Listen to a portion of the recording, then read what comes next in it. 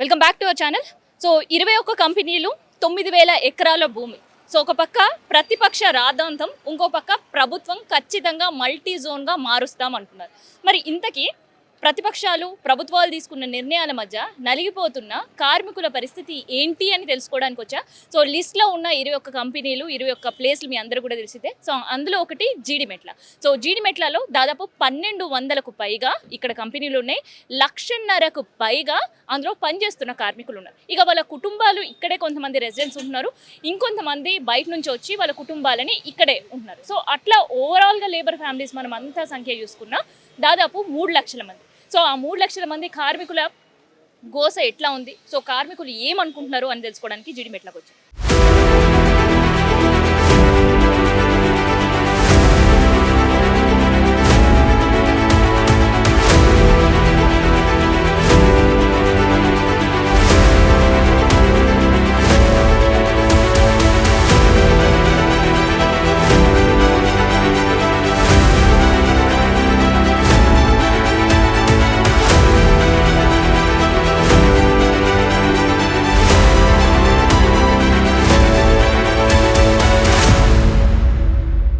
So AMD transmission ఒక కంపెనీకి నేను వచ్చిన. సో జీడిమెట్లలో ఉన్నాను, మీకు ఆల్రెడీ చెప్పిన కదా. ఒక్కసారి ఇక్కడ ఉండే వాళ్ళతో మనం మాట్లాడదాం. ఎందుకంటే అటు ప్రభుత్వం కావచ్చు, ప్రతిపక్షాలు కావచ్చు, కేవలం ల్యాండ్ కన్వర్షన్ మల్టీ జోన్గా మారుస్తున్నారు, దాని వెనకాల ఒక పెద్ద కోట్ల రూపాయల స్కామ్ ఉంది, ఇదే మాట్లాడుతున్నారు తప్ప మరి ఇక్కడ పనిచేస్తున్న 1,00,000 మంది ఎంప్లాయీల పరిస్థితి ఏంది? ఈ 1,00,000 మందికి మళ్ళీ ప్రభుత్వం ఉద్యోగాలు చూపించే పరిస్థితి ఉంటుందా, లేదంటే ఇక్కడ కంపెనీస్ మళ్ళీ వాళ్ళని రిక్రూట్ చేసుకునే సిచ్యువేషన్ ఉంటుందా? ఇవన్నీ తెలుసుకోవడానికి నేను వచ్చా. సో ఒక్కసారి ఇక్కడ ఉండే ఎంప్లాయీస్తో మాట్లాడదాం మనం. ఎందుకంటే కన్వర్షన్స్ అండ్ దాంతోపాటు ఇక్కడ నుంచి ఇండస్ట్రీస్ షిఫ్ట్ చేయాలన్న ఆలోచన ప్రభుత్వం ఉంది కాబట్టి. అన్న, నీ పేరేంది? సందీప్. సో ఎన్ని సంవత్సరాలు వర్క్ చేస్తున్నారు? 12 ఇయర్స్ అయింది. 12 years. ఎక్కడ మీరు ఉండేది? ఎక్కడ? సురాలోనే ఉంటాం. ఇక్కడనే ఉంటారు. సో మరి ఇక్కడ నుంచి ప్రభుత్వం ఉండే కంపెనీస్ అన్నీ కూడా ఓఆర్ఆర్ బయటికి తీసుకెళ్లాలని ఆలోచన చేస్తారు. మరి ఏంటి ఇక్కడ ఉండే ఎంప్లాయీస్ పైన ఎఫెక్ట్ పడుతుందా? ఎఫెక్ట్ అయితే పడదు, కానీ ప్లానింగ్ అయితే బాగుంది. ప్లానింగ్ బాగుంది. సో మరి ఇక్కడ నుంచి మీరు తరలి వెళ్ళడానికి సిద్ధంగా ఉన్నారు? సిద్ధంగా అంటే ఇప్పుడు అప్పుడు చూడాలి వెహికల్స్ ఎలా ఉంటాయి. వెహికల్స్ బస్ వెహికల్స్ ఉంటే సర్దిగా ఉంటే వెళ్ళిపోవచ్చు. సో మరి ఫ్యామిలీస్ ఇంకా అక్కడ షిఫ్ట్ అయిపోవాలి, ఇంకా అక్కడ వెళ్ళిపోతే అక్కడ షిఫ్ట్ అయిపోవాలి. మరి అక్కడ ఇట్లాంటి ఎమ్యూనిటీస్ ఏమీ లేవు కదా, ఓన్లీ ఇండస్ట్రీస్ మాత్రమే. వాళ్ళకైతే మాకు ప్రాబ్లం అవుతుంది.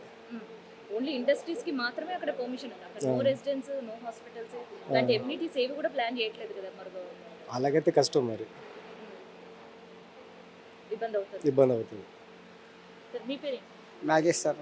ఎన్ని సంవత్సరాల నుంచి వర్క్ చేస్తారు? 12 ఇయర్స్ అవుతుంది. 12 years. మరి ఏంటి మీ కంపెనీ సిచ్యువేషన్ ఏంటి? మా కంపెనీ ఏంటంటే ఇక్కడ షిఫ్ట్ అవుతుంటే మాకు ఇబ్బంది అండి మేడం. ఎందుకంటే ఇది మా ప్లేస్లో మా ఫ్యామిలీలో మేము 12 ఇయర్స్ పెట్టి ఇక్కడ లైఫ్ లాంగ్ సెటిల్ అయ్యాము. కొద్దిగా అంత చేసిన బట్టి ఇదే ఉంటే మాకు బాగుంటుందని మేము అనుకుంటాం తప్ప ఏరే జాగ్రత్త మాకు అక్కడ ఫ్యామిలీ షిఫ్ట్ అవ్వడం, పిల్లలు చదువుకోవడం, మళ్ళీ ఇవన్నీ మాకు ఇబ్బంది అవుతాయి కదా సార్.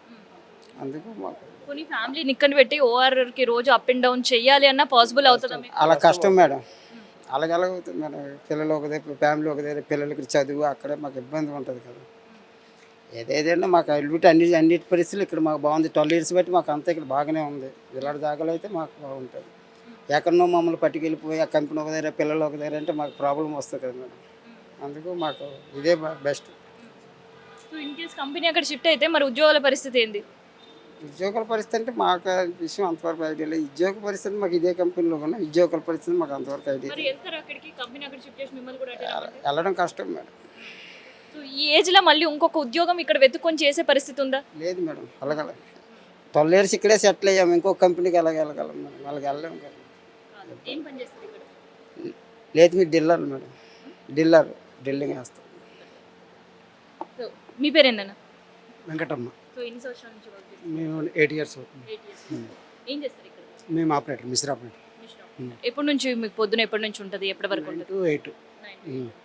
సో మరి ఏంటి కంపెనీస్ అన్ని కూడా షిఫ్ట్ చేయాలని ఆలోచన? షిఫ్ట్ చేస్తే ఇబ్బంది అవుతుంది మేడం. ప్రజెంట్ సిచ్యువేషన్ ఎలా ఉందో అలా ఉంటేనే బాగుంటుంది అనిపిస్తుంది. అంటే ఇప్పుడు వేరే స్టేట్ నుంచి వచ్చేటోళ్ళకి చాలా ఇబ్బంది. వాళ్ళు ఇక్కడ ఆల్రెడీ సెటిల్ అవ్వడానికి ట్రై చేస్తున్నారు చాలామంది. ఇట్లా మళ్ళీ ప్రజెంట్ సిచ్యువేషన్లో షిఫ్టింగ్ అంటే కష్టం. అలా చేయకపోవడమే మంచిది అనిపిస్తుంది నా ఉద్దేశం బట్టి. అది సో ఇన్ కేస్ ఓఆర్ఆర్ వైపు కంపెనీస్ అన్ని అటు షిఫ్ట్ అయితే మళ్ళీ ఇదే కంపెనీ అటు వెళ్ళి మిమ్మల్ని అటే వచ్చి ఉద్యోగాలు చేసుకోమంటే చేసుకోగలుగుతారా? చేసుకోగలుగుతాం, కానీ ఫ్యామిలీతో షిఫ్ట్ అవ్వాలంటే కష్టం అవుతుంది.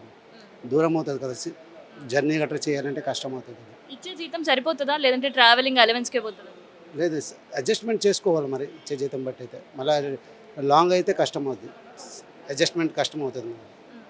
సో ఏంటి ఇట్లాంటి డెసిషన్ తీసుకోవడం మీకు ఎట్లా అనిపిస్తుంది అసలు? మాకైతే నచ్చడం లేదు మేడం.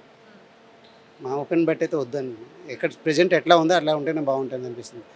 ఇన్ని సంవత్సరాల నుంచి ఉంది ఇండస్ట్రియల్ ఏరియా, దీనికి మళ్ళీ తీస్తే చాలా ప్రాబ్లమ్స్ వస్తాయి, చాలామందికి ఇబ్బంది పడుతుంది. ప్రజెంట్ సిచ్యువేషన్ ఎలా ఉందో అలా ఉంటేనే బాగుంటుంది అనిపిస్తుంది. సో ఎక్కడ చూసినా ఇటు ప్రతిపక్షం చూసినా లేదంటే ప్రభుత్వం చూసినా ఇది ల్యాండ్ ఇంత వాల్యూ అంత వాల్యూ, దీని ఇట్లా కన్వర్షన్ అట్లా కన్వర్షన్ అని మాట్లాడుకున్నారు తప్ప మరి ఇక్కడ ఉండే ఉద్యోగుల గురించి ఎవరైనా పట్టించుకునే పరిస్థితి ఉందా? అదైతే కష్టం, అది ఎవరు పట్టించుకోవడం లేదు. మెయిన్ అది పట్టించుకుంటే బాగుంటుంది అనేసి, లేబర్స్ కూడా కొద్దిగా పట్టించుకుంటే ఇంకా వాళ్ళకి కూడా బాగుంటుంది కదా అనేసి. మెయిన్ వర్కర్స్ ఇండస్ట్రీ ఏరియా ఉంటే కదా పబ్లిక్ కూడా ఉంటారు. ఇప్పుడు ఇండస్ట్రీ ఏరియా తీస్తే పబ్లిక్ ఎక్కడ ఉంటారు మేడం? ఇప్పుడు కరోనా టైం నుంచి చూసుకోండి, కరోనా టైం నుంచి చాలామంది ఇంకా దగ్గర దగ్గర 30% జనాలు వెళ్ళిపోయారు కరోనా టైం నుంచి. లేకపోతే ఇంకా హైదరాబాద్ ఎట్లా ఉండేది అప్పుడు?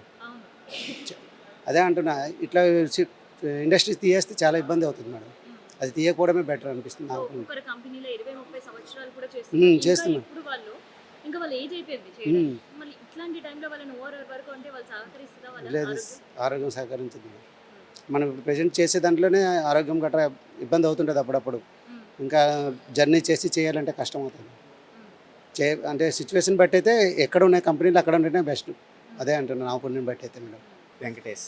సో మరి ఓఆర్ఆర్ వైపు మీ కంపెనీ షిఫ్ట్ చేస్తే కంపెనీ షిఫ్ట్ చేస్తే ప్రాబ్లం అయితే ఏం లేదు. మరి అక్కడ కూడా డిసైడింగ్ చేంజ్ అయితే ఇప్పుడు మళ్ళీ వలస కార్మికులుగా మేము వెళ్ళాల్సినే పడుతుంది కదా, అది మెయిన్ ప్రాబ్లం. ఇప్పుడు ఒక నిర్ణయానికి ఈరోజు ఎక్కడానికి చెప్తారు, ఈరోజు రేపొద్దున వేరే చోట చెప్తారు. అలా అంటే ఇప్పుడు కార్మికులే వెనకబడుతున్నారు. దీని బదులు ఏదైనా అభివృద్ధి చెందేటట్టు చూస్తే ఒక ఆరోగ్యశ్రీ లేకపోతే ఏదైనా సంక్షేమ పథకాలు ఇలాంటివి ట్రై చేస్తే పర్వాలేదు. అలాగని ఇప్పుడు ఉన్న సెటిల్ అయిన కంపెనీల్లోన వేరే దగ్గర పెట్టడం అంటే నా ఉద్దేశం ప్రకారంగా అయితే అనవసరమని అనిపిస్తుంది. అసలు ఒక కుటుంబంతో మళ్ళీ అటువైపు వెళ్ళి ఉండడం అనేది పాసిబుల్ అవుతుంది. ఎందుకంటే కేవలం కంపెనీలకు మాత్రమే అక్కడ అన్నారు, మిగతా రెసిడెన్షియల్స్ ఏమి కూడా ప్రభుత్వం ఇప్పటివరకు ఎటువంటి నిర్ణయం చెప్పలేదు. ఇంకా చెప్పలేదు, కాకపోతే ఏదైనా డిసైడింగ్ అనేది ఇప్పుడు ఈరోజు ఎక్కడని అంటారు, రేపొద్దున మరి వేరే దగ్గర కూడా అక్కడే వెళ్ళిన సరే సెటిల్ అవుతాము. మళ్ళీ అక్కడే ఇదే సేమ్ ప్రాబ్లం అయిందనుకో, అప్పుడు వలస కార్మికులకే వెళ్ళాల్సింది పడుతుండే కదా, కార్మికులు చాలా ఇబ్బంది పడతారు అని నా ఒపీనియన్. సో ఇందాకటి వరకు మనం అక్కడ ఉండే వర్కర్స్ తోటి మాట్లాడినాం కదా. సో ఇప్పుడు ప్రతిపక్షం వాయిస్ ఎందుకు రైజ్ చేస్తుంది అండ్ దాంతో కేవలం ఈ డబ్బుతో ముడిపడి ఉందా, అసలు ఏమంటున్నారు అని తెలుసుకుందాం. ప్రజెంట్ మనతోటి సుమిత్ర ఆనంద్ ఉన్నారు, మాట్లాడదాం. అసలు ఎందుకు గవర్నమెంట్ డెసిషన్ని అపోజ్ చేయాల్సి వస్తుంది, ఎందుకు అపోజ్ చేస్తున్నారు? ప్రభుత్వము ఈ పారిశ్రామిక వాడలను ఇండస్ట్రియల్ ఏరియాలను అతి స్వల్ప ధరలకు తన వాళ్ళకు కట్టబెట్టేటువంటి కుట్ర చేస్తూ ఉన్నది. దీన్ని అతి తక్కువ కాలంలో అతి తక్కువ ధరలకు అతి తక్కువ కాలంలో తన వాళ్ళకు కట్టబెట్టేటువంటి కుట్ర చేస్తూ ఉన్నది. మూతబడిన పరిశ్రమలని, కాలుష్యమని కారణాలు చూపిస్తూ ఇది పెద్ద కుంభకోణం. దేశ చరిత్రలోనే ఎక్కడ కని విని ఎరుగని స్థాయిలో 5 లక్షల కోట్ల కుంభకోణం ఇందులో దాగి ఉన్నది. కేసీఆర్ గారి దశాబ్ద కాలపు పాలనలో భూముల విలువలు, ధరలు భారీగా పెరిగిపోయినాయి. అటువంటి సందర్భంలో ఈ భూములను చాలా తక్కువకు, ఏ రకంగా అంటే మేము ఆనాడు ఏదైనా బీఆర్ఎస్గా ఏదైనా ప్రభుత్వ స్థలాన్ని విక్రయించదలుచుకుంటే ఆ ధనాన్ని ప్రజా ఉపయోగానికి పెట్టదలుచుకుంటే మార్కెట్ వాల్యూ కన్నా రిజిస్ట్రేషన్ వాల్యూ కన్నా మేము 100-200% ఎక్కువ పెట్టేది. ఇప్పుడు సాధారణంగా మార్కెట్ వాల్యూ, రిజిస్ట్రేషన్ వాల్యూ చాలా తేడా ఉంటుంది. రిజిస్ట్రేషన్ వాల్యూ చాలా తక్కువ ఉంటుంది.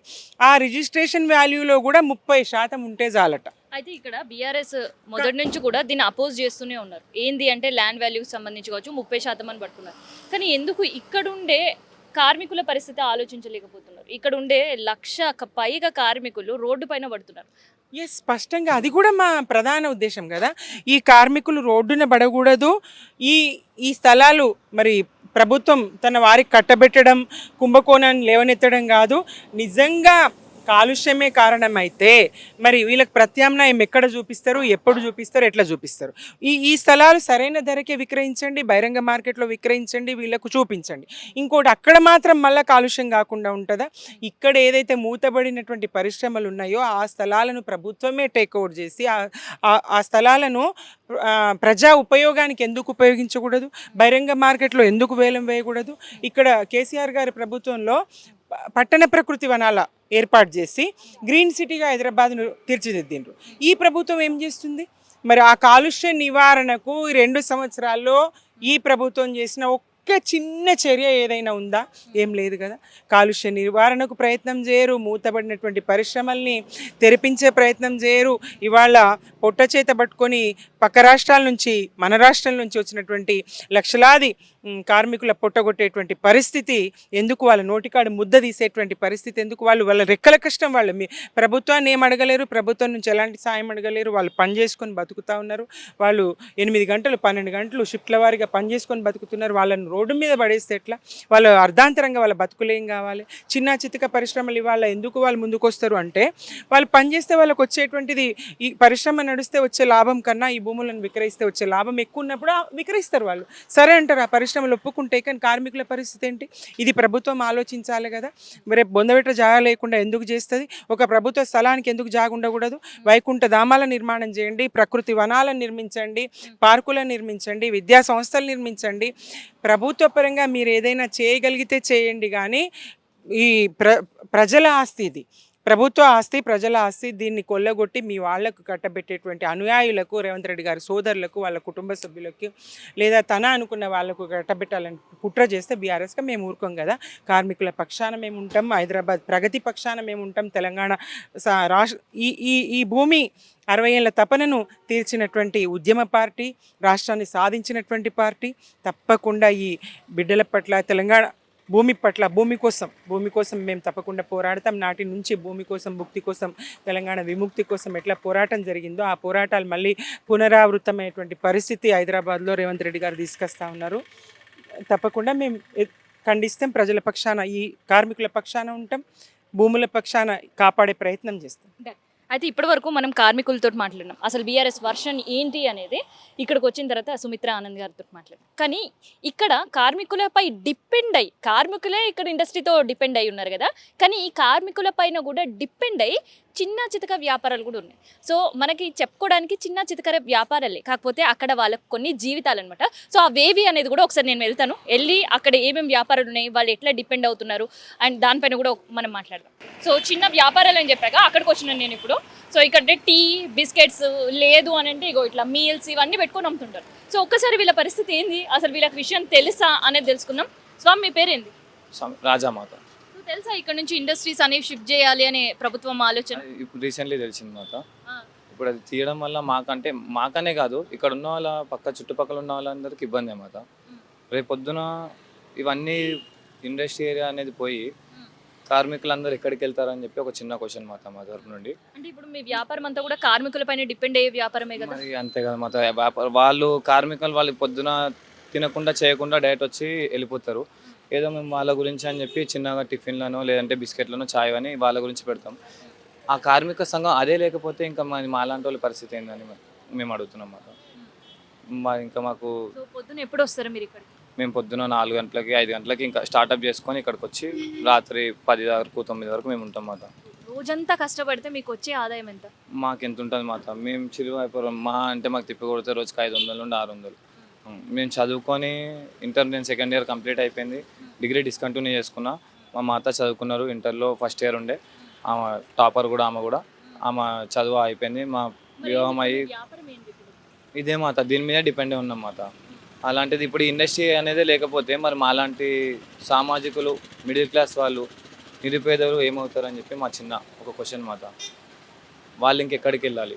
ఇదే లేకపోతే, దీని మీద నమ్ముకుని ఉన్న మేమే లేకపోతే, ఇదే లేకపోతే మరి మాలాంటి వాళ్ళు, నేను కాకుండా నాలాంటి వాళ్ళు ఇంకా తోటి వాళ్ళు అందరు చిన్న చిన్న చిరు వ్యాపారాలు వెళ్ళే అన్నమాట. తక్కువ ఒక 100-50 మంది ఉన్నా కూడా నష్టమే కదన్నమాట. ఒక ఇల్లు, ఒక కుటుంబం రోడ్డు మీద పడిందంటే చెప్పుకోవడానికి ఒక కుటుంబం, కానీ ఆ కుటుంబంలో 4-5 ఉంటారు అన్నమాట. 4-5 వాళ్ళ పరిస్థితి ఏంటి? అలాంటిది 50 కుటుంబాలంటే లేదు లేదన్నా కూడా 100 నుండి 250, 200 వరకు ఉంటాయి. వాళ్ళందరూ రోడ్డు మీద పడ్డట్టే కదా మరి, వాళ్ళందరూ పొట్ట కొట్టినట్టే కదా. దానికి మరి ఏం సామాన్ చెప్తారు ఏంటి అన్నది అది ఇంకా మీ పేరేంటండి? భవానీ అండి. సో తెలుసా మీకు విషయం ఇక్కడ నుంచి ఇండస్ట్రీస్ తరలించాలి అనే ప్రయత్నం? తెలుసు మేడం. మరి ఏంటి? ఏంటంటే ఇంకా అంత ఐడియా లేదు మేడం నాకు కూడా. సో అసలు మీరు పొద్దున ఎప్పుడు వస్తారు, ఎప్పటి వరకు ఉంటారు? పొద్దున్న 4 గంటలకు వచ్చి రాత్రి 9, 10 వరకు ఇక్కడే ఉంటాం మేడం. మరి ఇక్కడ నుంచి ఇండస్ట్రీ తరలిస్తే మళ్ళీ మీరు కూడా ఓఆర్ఆర్ బయట వెళ్ళి ఇట్లాంటి సెటప్ చిన్న షాప్ ఏమైనా పెట్టుకునే అవకాశం ఉంటుందా? ఆలోచన అట్లుందా? ఉండదు మేడం. ఇంకా ఇక్కడ తప్ప ఇండస్ట్రీలు అంటే ఇంకా తినని వాళ్ళు ఇంకా ఛాయ్ అని ఇంకా ఏదో ఒకటి అనుకొని ఇంకా ఇక్కడికే వస్తారు. వాళ్ళ మీద ఇంకా మేము బతుకుతాం. ఇండస్ట్రీలు లేకపోతే ఇంకా వాళ్ళు పనికిరారు. ఇంకా మేము ఇవన్నీ ఇంకా అమ్మడానికి అవ్వదు కదా మేడం. ఇంకెక్కడ పెట్టుకుందామన్నా వేరే చాయిస్ ఏం లేదు. వేరేలే లేకపోతే చెట్టు ఇంకేముంటుంది. ఇండస్ట్రీ అనేది ఒక పెద్ద వృక్షంలా ఉంది. ఆ వృక్షాన్ని నరికేస్తే ఇంకా దానికి ఉన్న కొమ్మలు, చెట్లు, వేర్లు ఇంకా అవేమి ఉంటాయి మాట. ఇక్కడ నుంచి ఓఆర్ఆర్ వైపు గవర్నమెంట్ తీసుకోబోతుంది. సో మళ్ళీ అక్కడ వెళ్ళి ఏమైనా బిజినెస్ అవకాశం ఉంటుందా మీకు? ఓకే మాట, మీరు అన్నట్టు నేను ఓఆర్ఆర్ వరకు నేను వెళ్తా మాట. నాకు ఇక్కడ నుండి ఓఆర్ఆర్ ఎంత దూరం ఉంటుంది మాట? లేదన్నా ఒక 20 కిలోమీటర్, 30 కిలోమీటర్ వరకు ఉంటుంది. ఇంత కిలోమీటర్లో నేను ఇదంతా తీసుకొని వెళ్ళి నేను ఇది చేయడానికే నాకు పొద్దున మా మాత 4ంటికి లేచి 5 వరకు చేసుకొని మేము 6ంటికి ఇక్కడికి వచ్చి మేము ఇది చేసి మళ్ళీ 7 నుండి 8 వరకు మేము ఇక్కడ కష్టపడితే మేము ఇంకెప్పుడు లేగాలి, ఎప్పుడు వెళ్ళాలి, ఇక్కడ నుండి అక్కడ వరకు ఎప్పుడు వెళ్ళి ఎప్పుడు చేసుకొని మళ్ళీ రిటర్న్ ఎప్పుడు రావాలి, మేము ఎప్పుడు పడుకోవాలి, ఎప్పుడు మేము తినాలి? మేము ఒక తోటి మనుషులమే కదా మాత, మేము ఒక పుట్ట గురించే చేస్తున్నాం, ఇంత కష్టపడుతుంది. మరి మేమేం చేయాలి మాత? మేమేం అయిపోవాలి? అప్పుడు ఓఆర్ వరకు నేను వెళ్తా మాత. సరే, నేను దానికి మీరు అంటున్నట్టు దీనివల్ల కెమికల్ వల్ల దీనివల్ల ఇతరులకు అభ్యంతరం వస్తుంది, లేదంటే అబ్జెక్షన్ ఉంది, ఓకే నేను దానికి కూడా అగ్నెస్ట్ గాను, సమతం మీతో నేను కూడా ఓకే అవుతా. కానీ నేను ఏం చేస్తారు? అక్కడి వరకు వెళ్ళి నేను వచ్చి నేనేం చేయాలి? నా చిన్న మణికంటూని పెట్టుకొని మా మాతను పెట్టుకొని నేను చదివిన చదువు కూడా వాల్యూ లేదు మాత. ఇప్పుడు ఇలా చేస్తున్నా అంటే నా స్నేహితులు, నా ఫ్రెండ్సే నన్ను చూసి ఇది ఎలా ఉండేటో ఎలా అయిపోయినా నాకు చిన్న చూపులాగా అనిపిస్తుంది మాత. నేను ఇంకా చేయలేని పరిస్థితి, ఎటు వెళ్ళలేను, నాకు ఏ సాయం లేదు. నేను చిన్నప్పటి నుండి ఇక్కడే పుట్టా, ఇక్కడే పెరిగా. నా తల్లిదండ్రులు ఇక్కడికి వచ్చి దాదాపుగా 20 నుండి 25 సంవత్సరాలు నా తల్లిదండ్రులే ఇక్కడికి వచ్చి నేను పుట్టి పెరగడం నాకున్న సంవత్సరం ఎంత ఉందో అంత. ఎప్పుడైనా గవర్నమెంట్ ఇట్లాంటి డెసిషన్ తీసుకుంటది అని అనుకున్నారా? లేదు మాత, ఎప్పుడు అనుకోలేదు. అలాంటివి అనుకుంటామా మాత? ఏదో మంచి ఇంకా ప్రజలు మంచి కోరుకుంటారని అనుకుంటాం, కానీ ఇలాంటివి చేసి ప్రజల మీద పొట్ట మీద కొడతారని చెప్పి ఎవరు ఆలోచించారు కదా మాత. ఇంకా బాగుపడాలి, ఇంకా మంచి అభివృద్ధి చేయాలి. ఇంకా రేపొద్దున ఇక్కడ స్కూల్స్ మంచివి ఇంటర్నేషనల్ స్కూల్స్ కడతా అన్నారు, అలాంటివి కట్టి, లేదంటే సంక్షేమ మంచి ఏమైనా కాలేజెస్ అలాంటివి ఏమైనా కడితే, ఇవి కాదంటే ఐటీ సమస్యలు అలాంటివి పెడితే మా మణికంటూ రేపొద్దున మాకు ఇలా అయిపోయింది, మా పరిస్థితులు మా సాములకు రాకుండానే ఉంటుంది కదా మాత. అలాంటివి కాకుండా ఇక్కడ ఉన్న పరిస్థితులు ఇవే తీసేస్తే రేపొద్దున మా సాములు ఏం చేయాలి మాత? నేను ఇది చేస్తున్నా, మా సాములు ఏం చేసుకోవాలి? ఏం చేయాలి? ఇంకా సాంక్షేమం ఒక కవర్ తీసుకొని సంచి తీసుకొని రోడ్ల మీద తిరుగుతూ ఉండాలి. ఇంకేం చేస్తారు మాత? మేము చదువుకున్న వాళ్ళం, ఒక ఎడ్యుకేషన్ నుండి మేము చదివి ఇంటర్ డిగ్రీ వరకు చదివిన వాళ్ళం మేమే ఇలా ఈ రోడ్డు మీద చేస్తుంటే, రేపు పొద్దున ఇండస్ట్రీలు ఇక్కడ అన్ని అపార్ట్మెంట్లు కట్టుకొని, లేదంటే వివిధ వస్త్రాలు వాళ్ళకి సంబంధించినవి కట్టుకొని ఉంటే, మరి మాలాంటి నిరుద్యోగులు, మాలాంటి చిన్న చితక వ్యాపారులు వాళ్ళందరూ ఏం చేయాలి మాత? ఎక్కడికి వెళ్ళాలి? ఏం చేయాలి? రేణుక. ఎన్ని సంవత్సరాలకి వెళ్ళి ఇట్లా వ్యాపారం మీద? 3 సంవత్సరాలు అవుతుంది. 3 సంవత్సరాలు. మరి ఇప్పుడు ఇక్కడ కంపెనీలు ఉండే అంటున్నారు కదా, మరి ఏంటి మీ వర్క్ ఏంటి? రోడ్డు మీద పడాల్సింది మేము. ఏదో పెట్టుకుంటున్నాం అట్లా, మాకు చేతగాని కాక ఏదో అమ్ముకుంటా ఉన్నాం. ఉన్నారు. పొద్దున ఎప్పుడు వస్తారు? 11 గంటలకు వచ్చి ఇప్పుడు దాకా చూస్తున్నాం, ఒక ప్లేట్ కూడా పోలేదు. అట్లా ఏంటంటే పోతుంది, లంచ్ టైం వరకు పోతుంది అని ఆశ. మరి ఏంటి ఇప్పుడు ఓవరాల్కి కార్మికులు పోతే ఏం చేస్తారు? అప్పుడు మాకు ఇబ్బంది అవుతుంది కదా. వాళ్ళు వెళ్తే మాకు ఇంకేముంటుంది, బద్దలుగా మాకు పొలాలు లేవు, ఏ తరం మా అత్త మామ సంపాదించిన ఆస్తులు కూడా లేవు. మేము కష్టపడితేనే వెళ్ళాలి, కుటుంబం నడవాలి. ఇప్పుడు మా ఆయన చేయి బాగాలేదు, ఏదో అట్లా చేసుకుంటూ ఉండాలి. ఎంతమంది ఉంటారు ఇట్లా? 4 పిల్లలతో 6 మంది కలిపి ఉంటారు. 6 మంది దీని మీద బతకాలి. మాకు ఏం సంపాదన లేదు, ఎవరిచ్చే ఆస్తి కూడా లేదు. దీని మీద బతకాలి. మేము చదువుకున్న వాళ్ళం కూడా కాదు, అంత చదువుకొని ఎక్కడైనా జాబులు చేద్దామంటే కూడా లేదు. మాకు ఇదే పని. మరి ప్రభుత్వం ఇట్లాంటి డెసిషన్ తీసుకుంటే, ఇట్లాంటి నిర్ణయం తీసుకుంటే ఏమనిపించిందమ్మా నీకు విన్నాక? ఏమనిపిస్తుంది, వేసినాం ఆశ, ఎట్లా చేద్దాము, వస్తాయి కదా, ఏదో కష్టపడుతున్నాం కదా అని అనుకుంటాం. ఏమనుకుంటాం, మళ్ళీ ఓఆర్ఆర్ దగ్గర పెట్టారు, మీరు కూడా పోయి అమ్ముకుంటారా? అవకాశం ఇస్తే అమ్ముకుంటానికి బతికి కావాలి కదా మాకు కూడా. మేము ఎట్లా బతకాలా? మేము చదువుకుంటేనన్నా అప్పులో ఎవరం చదవలేదు, చదువుకుంటేనన్నా ఏదో అంత పని చేసుకునే వాళ్ళం. ఇప్పుడు ఆ పనులు కూడా లేవు, ఇది అమ్ముకొని బతుకుతున్నాం. ఎన్ని సంవత్సరాలకి వెళ్ళి చేస్తుంది? 20 సంవత్సరాలు. 20 సంవత్సరాలు. మరి ఇప్పుడు ఈ నుంచి కంపెనీలు పోతే ఏంది మీ పరిస్థితి? ఇంక ఎత్తుకుంటాం, మేము కూడా ఎటు ఎత్తుకోవటమే. ఉండే అవకాశం లేదు. లేదు, ఉండే అవకాశం ఉండదు. ఇంకా కంపెనీ లేకపోతే ఏమి ఉంటుంది, గిరాకీ ఏమి ఉండదు కదా. ఇప్పుడే గిరాకులు ఏం లేవు, ఇంకా కంపెనీ లేకపోతే గిరాకులు ఏమి ఉండవు కదా. ఇంకా సో మరి అంత దూరం మీరు కూడా వెళ్ళి బండి అక్కడ పెట్టుకుంటే పరిస్థితి ఇంకా మరి ఆప్షన్ లేదు. ఆఫీస్ లేదు, మరి తప్పదు, పోవాల్సిందే. ఇంకా మీరు కూడా వెళ్ళడానికి. సో ఎట్లా ఉంది ఇప్పుడు? నేను వచ్చి హైదరాబాద్ వచ్చిన ఆంధ్రా నుంచి, ఇక్కడే పెట్టా 20 సంవత్సరాల నుంచి. 22 సంవత్సరాలు నేను వచ్చి, 22 సంవత్సరాల నుంచి కూడా ఇక్కడే. ఇక్కడే సో పొద్దున ఎప్పుడు వస్తావు, ఎప్పటి వరకు ఉంటావు? 9 గంటలకు వస్తా పొద్దున, సాయంత్రం 8 దాకా 7 దాకా. సో ఇంత కష్టపడితే నీకు వచ్చేది ఎంత? అసలు ఈ ఏజ్ లో కూడా ఇంకా కష్టపడుతున్నాను. తప్పదు కదమ్మా, మరి ఈ ఏజ్లో తప్పదుగా, మరి పొట్టకి కోసం తప్పదుగా. సో మరి కుటుంబం అంతా కూడా తీసుకొని షిఫ్ట్ అయ్యే పరిస్థితి ఉందా? కుటుంబం రాదమ్మా, ఇక్కడే ఉంటుంది, మేము పోవటం ఇంకా. మీరు కూడా. మరి ఏంది గవర్నమెంట్ ఇట్లాంటి డెసిషన్ ఎట్లా అనిపించింది? గవర్నమెంట్ ఇది లాభం లేదమ్మా.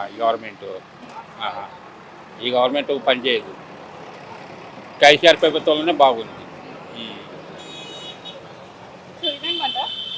ఇప్పటి వరకు మనం కంపెనీలో పనిచేస్తున్న కార్మికులతో మాట్లాడినాం. అండ్ కంపెనీల పైన ఆధారపడే కార్మికులు ఉన్నారంటే, కార్మికుల పైన ఆధారపడి ఇంకొంతమంది ఇట్లాంటి చిరు వ్యాపారాలు చేసుకుంటూ బ్రతుకుతుంటారు. సో ఇప్పుడు కేవలం మనం ఫస్ట్ స్టార్టింగ్ వచ్చినప్పుడు జీడిమిట్లలో 1,50,000 కార్మికులు, ఆ తర్వాత వాళ్ళ కుటుంబాలు 3.5 లక్షల మంది అట్లా మనం అంచనా వేసుకున్నాం. మరి వీళ్ళపైన కార్మికుల పైన ఆధారపడిన కుటుంబాలు కూడా ఇంకెన్నో ఉన్నాయి. మరి వీళ్ళందరికీ ఉపాధి ఏది? వీళ్ళ పరిస్థితి ఏంది? వీళ్ళందరూ కూడా ఎక్కడైతే కంపెనీలు షిఫ్ట్ చేస్తుంటారో అక్కడి వరకు వెళ్ళే అవకాశం ఉంటుందా? ఉంటే ఎంతమంది వెళ్తారు? ఎందుకంటే ఆల్రెడీ కార్మికులే సస్యమిరా అనే పరిస్థితి. ఎందుకంటే అంత దూరం వెళ్ళి రోజు మేము అప్ అండ్ డౌన్ చేసుకోలేము, అండ్ కుటుంబాలకు దూరంగా ఉండలేమని. తర్వాత అక్కడ స్కూల్స్ కావచ్చు, హాస్పిటల్స్ కావచ్చు, ఇప్పటివరకు ప్రభుత్వం ఏ నిర్ణయం తీసుకోలేదు. కాబట్టి ఇవన్నీ కూడా కార్మికులు చెప్తున్న రీజన్. మరి కార్మికుల పైన ఆధారపడి బతుకుతున్న మిగతా చిరు వ్యాపారుల పరిస్థితి ఏంది అంటే, ఇప్పటి వరకు వీళ్ళపైన ప్రభుత్వము స్పందించలేదు, ప్రతిపక్ష హోదాలో ఉండే వాళ్ళు కూడా స్పందించని పరిస్థితి.